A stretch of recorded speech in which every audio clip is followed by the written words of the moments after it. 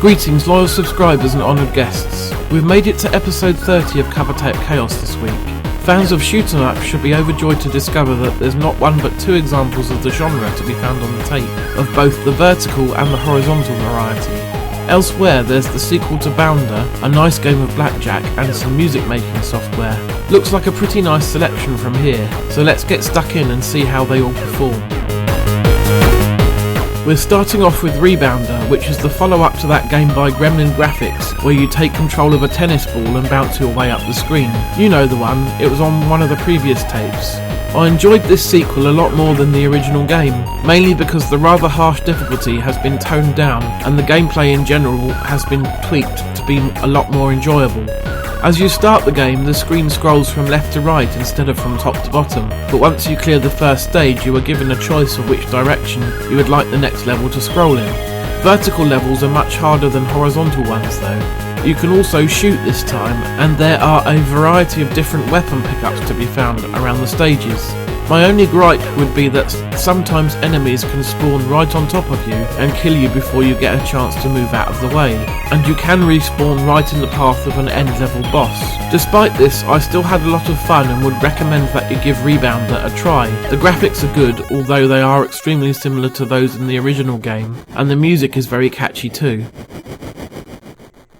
The first of our shooters is up next with the extremely metal sounding Slayer. Right off the bat, the game impresses with the extremely funky tune on the title screen. Unfortunately, the sound in the main part of the game can be a little grating.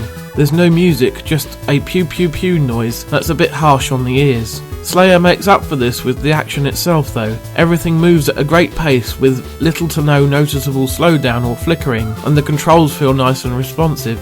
You dodge and weave round bits of background scenery, picking up various power-ups and blasting enemy ships or gun emplacements. It's all very satisfying, and I dare to say this is one of the best games we've had on a power pack in quite a while. Very nice indeed.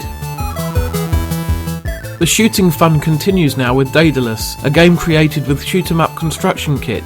Now, sometimes games created with Souk can be a little rough, and they're also restricted by the limitations of the software, which by the time this tape was released was quite old. This one is actually not that bad, with levels that are well designed, but at the same time it's not even in the same league as Slayer, so it's a bit unfortunate that it's on the same tape where the difference between the two games is more noticeable than if they had spread them apart by a month or two.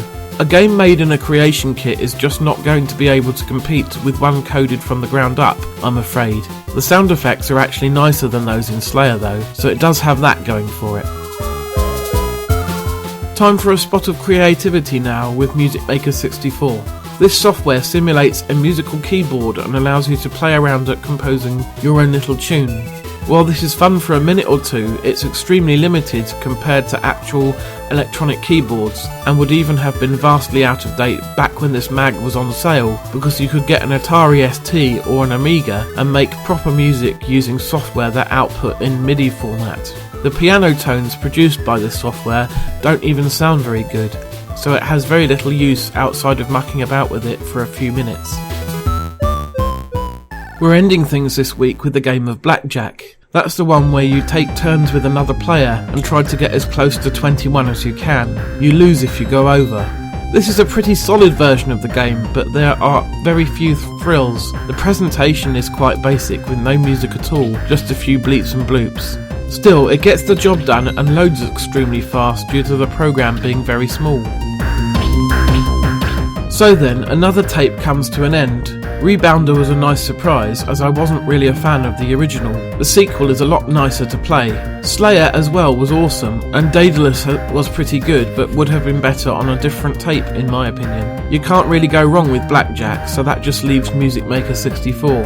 It's pretty terrible to be honest, because like I said, even at the time it came out it would have felt vastly out of date. Regardless, this was a pretty solid power pack, and was worth it for Rebounder and Slayer alone. Thanks for watching. I'll be back for episode 31 in 2 weeks' time. In the meantime, take care.